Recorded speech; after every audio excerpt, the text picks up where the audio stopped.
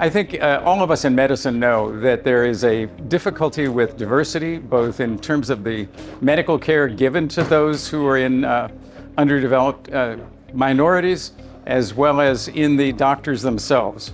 The thing that led us to this knowledge was the study designed by Al Sommer called the Baltimore Eye Survey, in which an equal number of white and black Americans were studied in terms of the prevalence of eye diseases.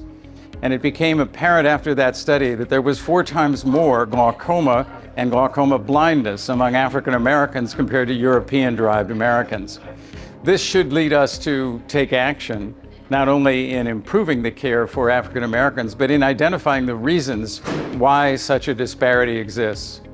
Research that we've carried out shows a number of things that are a disadvantage for African Americans, including the cost of medicine, the difficulty of getting to visits to the doctor, and finally the heritage of systematic racism, including the Tuskegee experiment, which still hangs in the minds of many African Americans and prevents them from accessing appropriate care. When we looked in the Baltimore Eye Survey at the disparity in the morbidity of glaucoma among African Americans, one might think, well, that's just an inherent property of being an African American. But recent clinical trials show that that's not necessarily the whole answer. In fact, it may not even be an important answer. In the ocular hypertension treatment study, the first period of time compared African and European-derived Americans in terms of the progression of their glaucoma.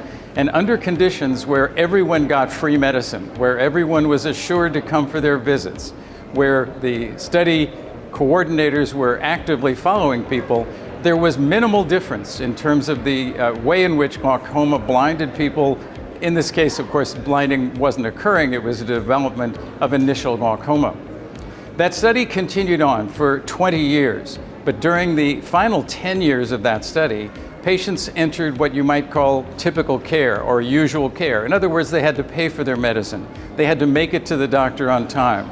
If they didn't come for their visit, perhaps someone didn't follow up with them as they would have during the first part of the study. And as a result, in the second part of the study, there was a dramatic difference with much worse outcomes in the African-derived compared to the European-derived people.